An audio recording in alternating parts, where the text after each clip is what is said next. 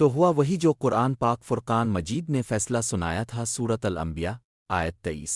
चुनांचे खुदा ताला के एक फ़रिश्तादा ने जंग अजीम अव्वल के अगस्त से 7 साल कबल दुनिया को इंतबा फरमा दिया, ए यूरोप तो भी अम में नहीं और ए एशिया तो भी महफूज नहीं, और ए जज़ायर के रहने वाल, कोई मसनूई खुदा तुम्हारी मदद नहीं करेगा।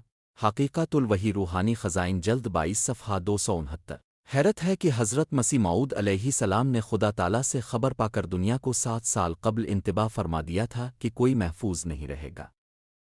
लेकिन बरतानिया का वज़ीर आज़म हर्बर्ट एस्क्विथ जुलाई 1914 में ये समझ रहा था कि If conflict did break out, England would not be anything more than spectator.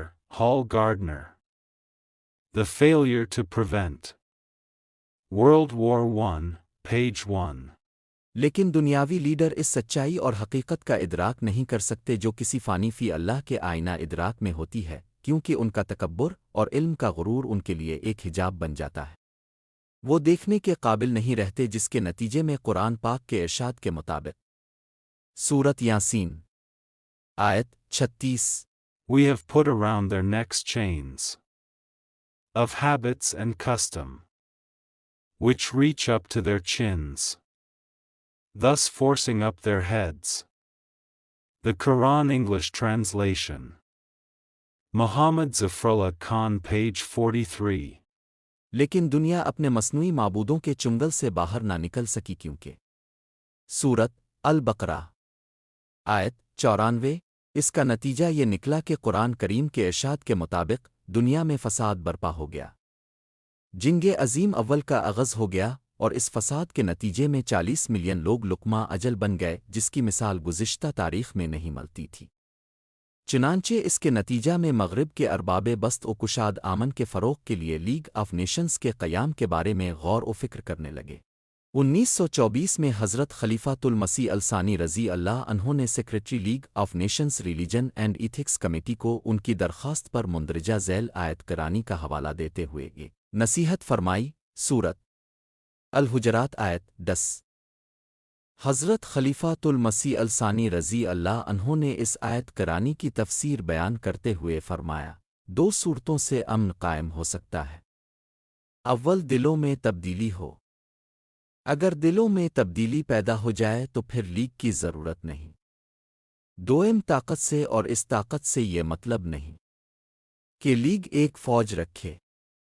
इस सूरत में लीग खुद एक फ़रीक बन जाएगी, बल्कि मेरा मतलब यह है कि जो कौम नक्स अमन करे, बाकी तमाम अक़वाम उसके ख़िलाफ़ इख़लाक़ी ताकत इस्तेमाल करें, और जब मग़लूब हो जाए तो सुलह के वक्त सिर्फ इसी अमर को जो बाइस तनाज़ा था मनवा दिया जावे। दूसरी बातों को मग़लूब समझ कर पेश न किया जाए, जैसा कि अहदनामा वर्सील्स में किया गया है। अल-फ़ज़ल 14 अक्टूबर 1924 सफ़हा 3-4। लेकिन ताकतवर अक़वाम जो कि अपने अपने मुफादात के हिसार से बाहर ना निकल सकें और कुरान करीम की हयाती आफ़रें तालीमात से इस्तिफ़ादा ना कर सकें। The possibility of successful action by the League of Nations is further limited by the fact that great powers of Europe often subordinate their policy at Geneva to the needs of their respective internal politics. Edward Bennis. The League of Nations Foreign Affairs, Volume 2, Number 1, October 1932, page 66 to 80. चुनांचे इस अतमाम हुज्जत के बाद जब बड़ी ताकतों ने तुग़ान किया तो इंसानियत ने न सिर्फ शोवाज़ू बल्कि नौहासों का भी नज़ारा देखा। सूरत अल-रहमान आयत 36।